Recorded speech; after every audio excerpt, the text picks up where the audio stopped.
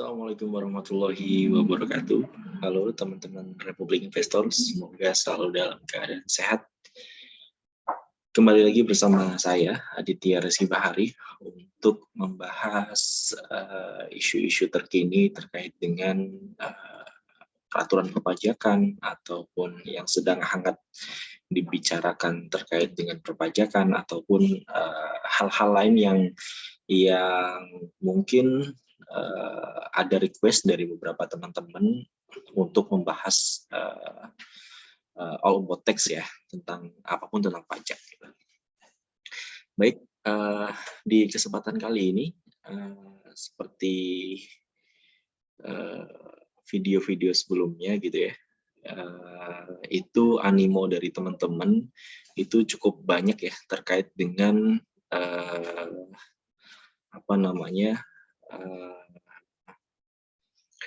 terkait dengan dapat surat cinta gitu ya. Nah sekarang itu banyak juga yang nanya ke saya ya, ke saya terkait dengan email dari kantor pajak gitu ya teman-teman. Nah ini impact-nya bagaimana nih? Kemudian resikonya bagaimana ke depan dan lain sebagainya. Oke, kita bahas satu persatu ya teman-teman. Oke, buat teman-teman yang mendapat email dari kantor pajak, yang pertama teman-teman coba cross check satu persatu ya. Jadi di email tersebut itu kan itu menyatakan kalau teman-teman punya harta berupa A, kemudian teman-teman punya harta berupa B, teman-teman punya harta berupa C gitu. Nah, teman-teman yang perlu difahami dan juga ditelusuri keabsahannya nih. Ini harta-harta yang dikirimkan oleh kantor pajak itu betul apa enggak dimiliki oleh kalian semua nih, oleh kita semua nih. Bener nggak harta itu milik kita? Jangan-jangan itu bukan milik kita. Nah, itu yang perlu teman-teman pahami gitu ya. Jangan sampai ini kok kayaknya nggak ada nih di tabungan saya, nggak ada nih nilai harta sejumlah berapa M gitu ya misalnya gitu ya, atau ada nih harta berupa investasi, berupa saham, deposito, reksadana dan lain sebagainya.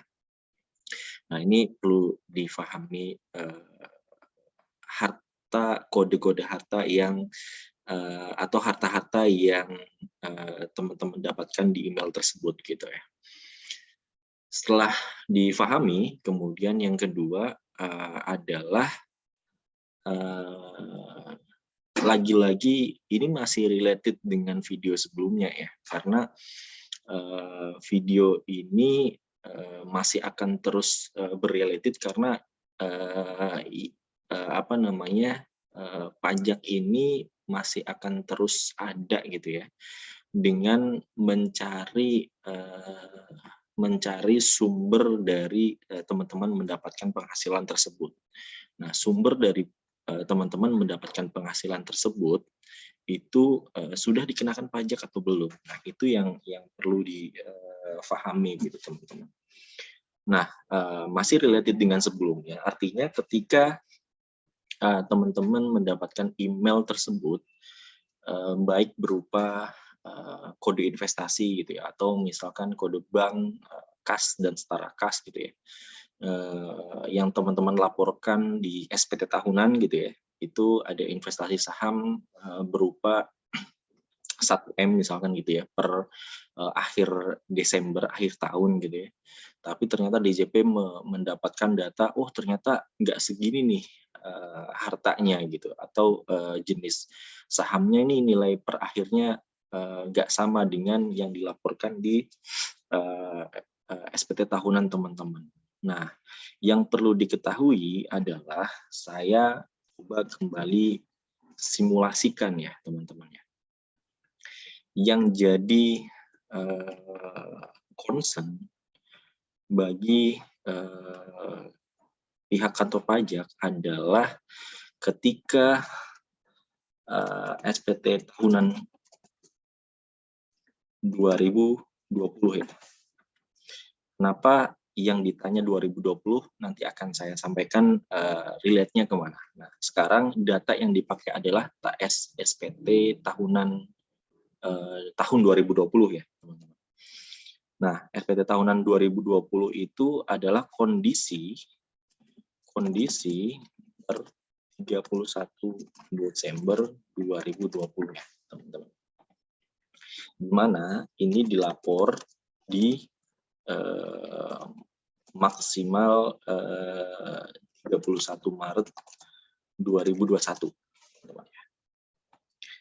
Kemudian data DJP ini melalui email yang diterima oleh teman-teman semua, ini mendapatkan data dari manapun lah. Yang jelas teman-teman, data yang didapatkan oleh pihak kantor pajak itu sangat valid lah ya gitu ya. Karena sekarang itu data yang didapatkan itu related dengan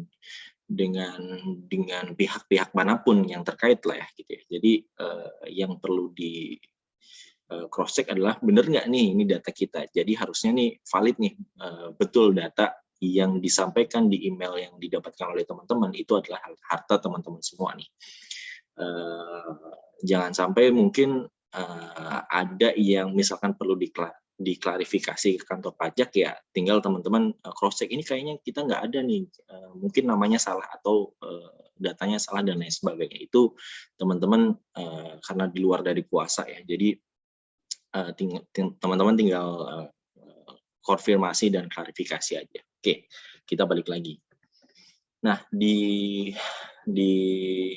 sini teman-teman misalkan melaporkan per 31 Desember berupa ini ada misalkan bank, kas, dan setara kas. Ini kondisi uang tunai yang ada di bank maupun di kas teman-teman gitu ya. Itu nilainya misalkan 1M gitu ya. Tapi di data yang didapatkan oleh DJP itu nilai per 31 Desember ternyata ada 10M gitu teman-teman. Nah, ini yang perlu dicek apakah nilai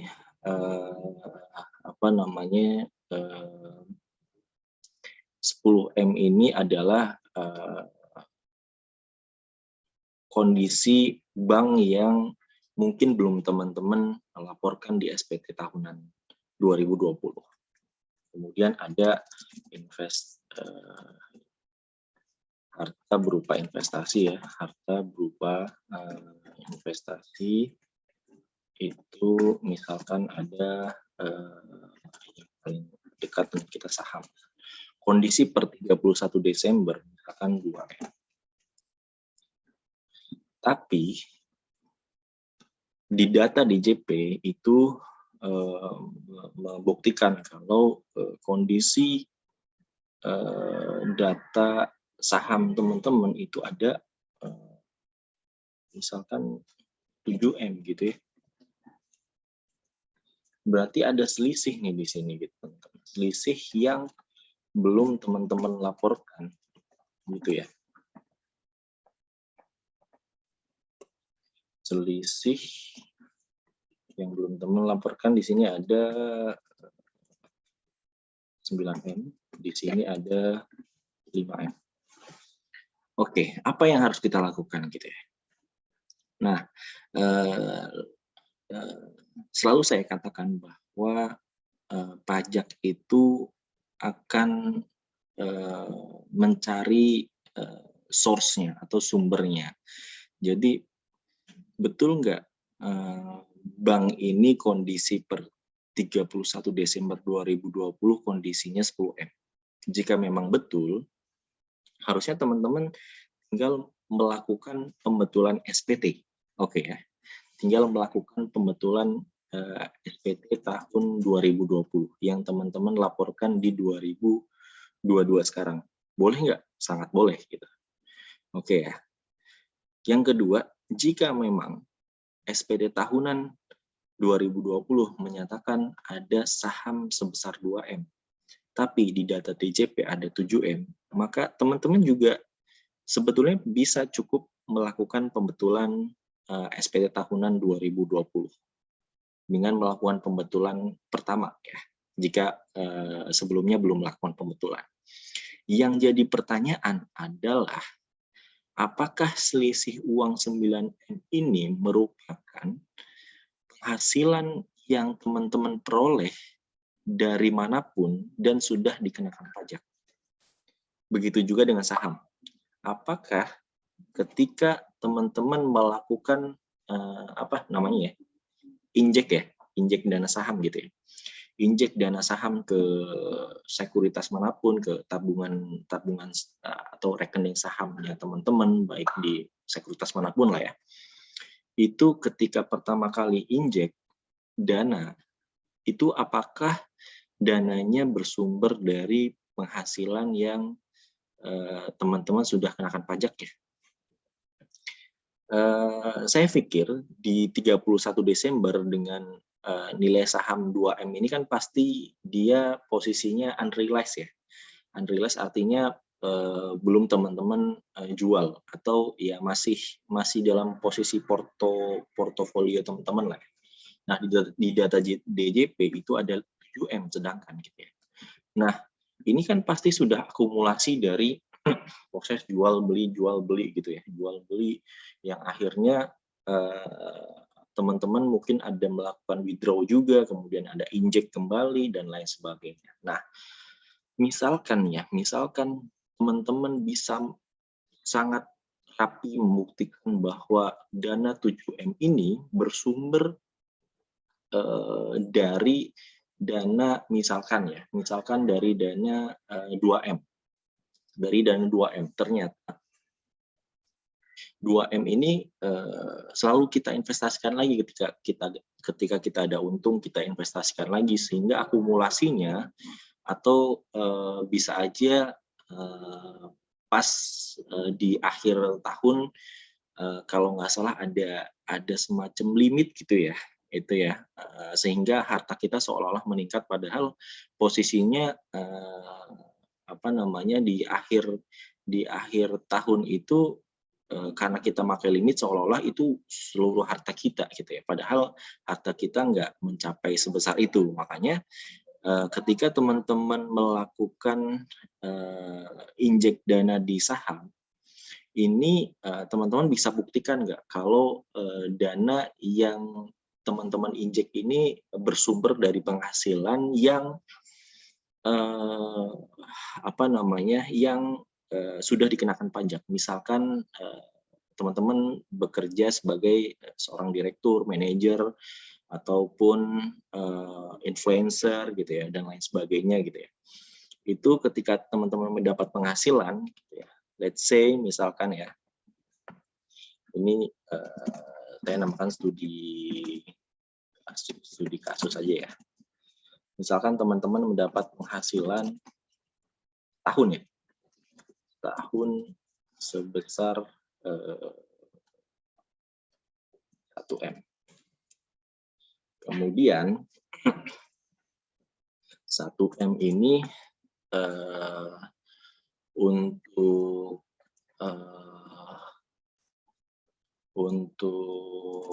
konsumsi dan juga konsumsi kebutuhan hidup lah ya, kebutuhan hidup dan lain sebagainya, itu dari 1M misalkan setahun teman-teman ya cukup untuk ini setahun, ini langsung aja ke studi kasus di setahun 2020 ya, karena tadi suratnya itu di tahun 2020 ya di SPT ini. Nah, kebutuhan hidup kemudian misalkan kita butuhnya 200 juta setahun ya, untuk makan, untuk misalkan konsumsi lifestyle, kemudian misalkan beli baju dan lain sebagainya lah. Itu membutuhkan kurang lebih 200 juta. Sisanya kemana nih? 800 juta itu ya. 800 juta. Oh, ternyata 800 juta ini kita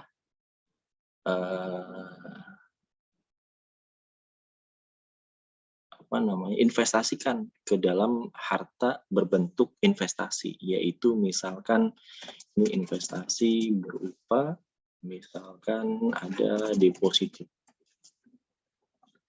Deposito misalkan ada 200 juta. Nah, kemudian masih ada sisa 600 juta. 600 juta ini ternyata teman-teman investasikan ke saham. Injek ke saham 600 juta, kemudian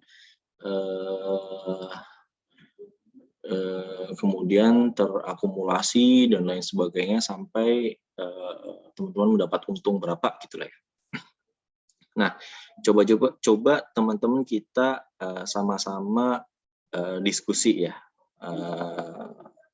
terkait dengan simulasi yang saya buat ini. Apakah make sense ketika penghasilan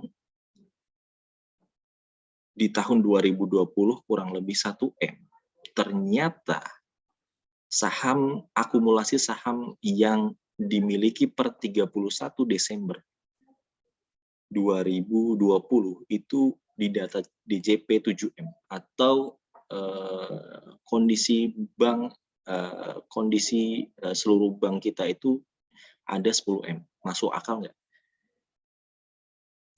Gitu ya. Karena lagi-lagi ketika penghasilan itu diterima oleh kita sebagai seorang wajib pajak, itu pasti akan bermuaranya kemana? Kalau nggak dikonsumsi, maka akan diinvestasikan atau ditabung gitu ya. Ya konsep ekonomi sederhana lah ya, karena rumusnya kan Y penghasilan sama dengan C plus I gitu kan ya. Jadi kalau nggak diinvestasiin ya ditabung gitu ya. Ditabungnya itu nilainya fantastis, nilainya 10M gitu ya. Padahal penghasilan kita dari tahun-tahun sebelumnya pun ya kurang lebih misalkan dari 3 tahun terakhir atau 2 tahun terakhir nilainya 1M juga gitu ya. Tapi kok di data tabungan yang dimiliki oleh DJP kok nilainya 10M, kemudian saham juga nilainya 7M gitu ya.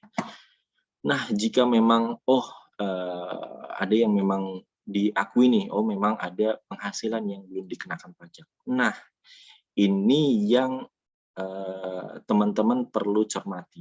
Jadi, kenapa per 31 Desember 2020 dan SPT-nya tahun 2020? Karena pemerintah sedang menawarkan sebuah program gitu ya, mirip seperti tax amnesty gitu ya, di 2015-2016 sebelumnya, yang sekarang namanya ada PPS, yaitu program pengungkapan sukarela.